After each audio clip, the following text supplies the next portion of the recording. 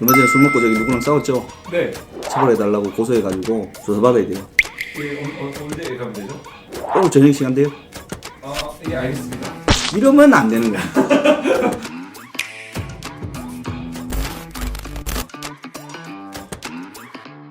경찰 조사 갔을 때 이제 좀 주의해야 될 것들. 경찰이 이제 전화 오면 큰일 난 것처럼 뭐요? 그때부터 막 달달달 떨면서 이거 어떻게 해야 되냐고 또 식사도 못 하고 막 그러시는 분들이 꽤 있어요 생각보다. 실제로 경찰한테 연락이 왔다 이러면 이제 어떻게 하면 되냐.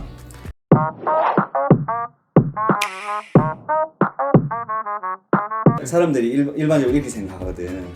경찰 부르면 무조건 가야 된다. 그쵸. 큰일 날 것 같죠. 그래 빨리 가야 될 것 같고 뭔가 안 오면 내 잡으러 올 것 같고 아니라니까. 어떤 그런 상황이 됐다. 그러면 요즘에 우리가 다 민주화된 사회이기 때문에 매덕 사기를 치고 뭐 수십억 사기 치고 아니면은 뭐 강도, 강간, 살인, 뭐 유기 뭐 이런 뭐 이런 강력 범죄 또는 마약 범죄 뭐 이런 것들 이외에는 나를 잘 잡으러 오지 않아. 바빠 경찰도. 그죠. 너 잡으러 가려면 영장 받아야 되지. 저기 영장 받으려면 검사한테 영장 청구해가지고 검사가 또 판사한테 영장 신청해야 되지. 그거를 영장을 받을 기가 너무 귀찮아요. 그러니까 전화를 받으면 이제 사람들은 막 가야 될 것 같단 말이에요. 근데 이게 페이스에 말리는 거니까. 그러면 막 나는 내 페이스가 아니고 남의 집에 가가지고 지금 경찰대 일하고 앉아가지고 막 이제 있는데 내가 뭐 준비를 하고 가야 될 거 아니야.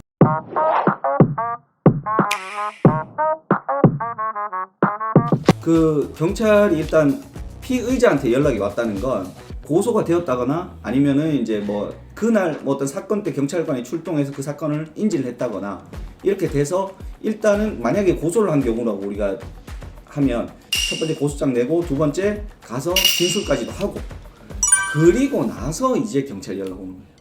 그러면 이미 사건에 대한 파악이 끝나고 어느 정도는 된 거지 충분히. 피해자 진술도 끝났지. 나는 경찰관이 이제 만반의 준비를 딱 갖추고 이제 조지려고 또는 아니면은 뭐 죄가 없어 보이면은 물론 끝내려고 이제 또는 완전히 죄가 안 될 것 같아 보이면 연락도 안 해. 그냥 각하시켜 끝내버려요. 그러면 어떤 상태야? 이미 경찰관은 나는 무기를 다 가지고 있는 상태. 가면 바로 이제 바로 이제 거기서 막 진실의 방으로 만시창이 돼서 나오는 거예요. 그러니까 처음에 이제 요 경찰 조사를 갈 때 일단은 오늘 저녁에 시간이 되냐? 안 된다 무조건. 그 다음에 오늘 저녁 말고라도 네, 며칠 뒤에 언제까지 오세요. 이날 꼭 나오세요. 막 이러고 꼭 나가거든. 그러면 미루고 나면 이제 뭘 해야 되느냐? 일단은 나의 시간을 확보하라 이거지. 아니 전쟁터 나갈 때 지금 뭐 최소한 군량미라도 챙겨야 될 거 아니야. 홈이라도 하나 챙겨가지고 삽이라도 하나 챙겨가지고 나가야 되니까 총은 아니더라도 최소한. 그러니까 그걸 하나도 안 하고 그렇게 떨렁떨렁 혼자 가면 안 된다는 거예요. 물어보면 하는 거 같아요. 그때 물어보면 좋지. 그때 물어보면 어떤 일 때문에 그리고 경찰이 어떤 일 때문에 그러는지 말해요 기본적으로. 말해. 웬만하면. 아니 뭔지도 모르는데 그 자꾸 무조건 그러면 한까지 나오고 그건 그러네요. 그리고 기본적으로는 뭐 어떤 사건 때문에 연락드렸다고 하면 그거는 무조건 얘기를 한다니까.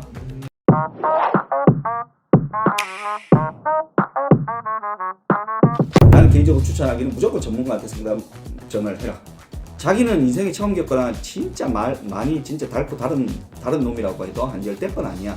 나는 저기 한 달에도 10대 번을 했는데 그러면 당연히 전문가가 훨씬 낫겠지. 그래도 진술의 방향이나 증거가 어느 정도 있는지 그다음에 이게 뭐 상황이 어떤지 여기에 유죄가 될 것인지 내 무죄를 주장할 수 있을 것인지 아니면은 진짜 뭐 이거는 증거가 확실해가지고 자백할 수밖에 없다면 어떤 식으로 이제 자백하고 양형 자료는 어떻게 내야 될 건지 그리고 이게 변호사하고 같이 진행할 필요가 있는 사건인지 이런 것 상담을 받아볼 필요가 있다는 거죠.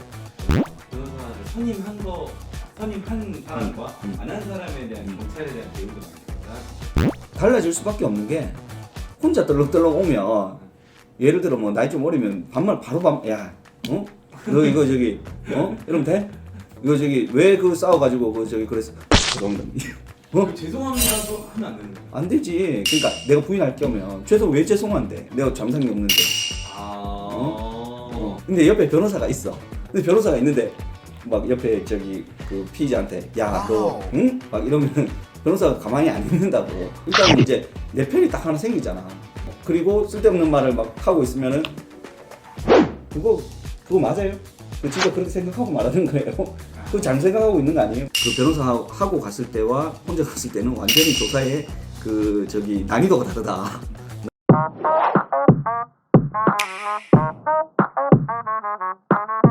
그걸 하려면은 상대방이 나를 뭘로 어떻게 했는지를 알아야 될 거 아니에요. 그걸 하려면은 가장 먼저 해야 될 게 고소장에 대한 정보공개 청구라는 거예요.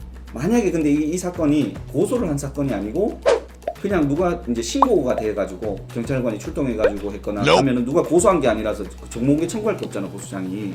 그런 경우에는 이제 어떻게 하느냐? 그러면 이제 다시 경찰한테 전화를 해.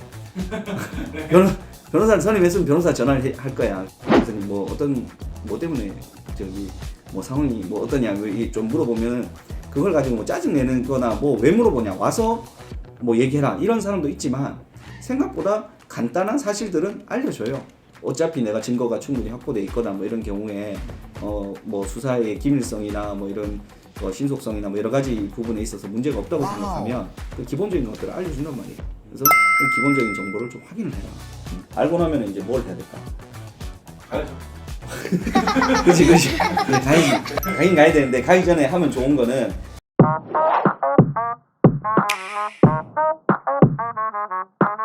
그것도 이제 변호사가 있으면은 변호사가 이제 서면도 정리하고 증거도 이제 그 첨부해가지고 낼 건데, 선임을 하지 않았던 경우에는 그때 상황이나 이런 것들을 글로 써봐요. 글로 내가 지금 말하는 거에 대해서 부합하는 증거가 무엇이 있는가를 첨부를 해보라는 거지. 변호사한테 가면 맨날 사건 어떻게 됐느냐고, 그에 대한 증거 뭐가 있냐고 하거든. 그러니까 내가 말로 하던 거를, 내가 생각하는 거를 글로 적어보면 생각보다 이게 많은 게 입장이 정리가 돼요. 그러면서 그가 내가 말로만 하는 건지 아니면 뭐 카카오톡, 문자, CCTV, 뭐 전화 녹음, 뭐든지 아니면 목격자, 진술이나 물적인 증거, 어떤 것이 내 말을 뒷받침해주는 증거가 있느냐, 이게 내 눈에 투명하게 보인다고.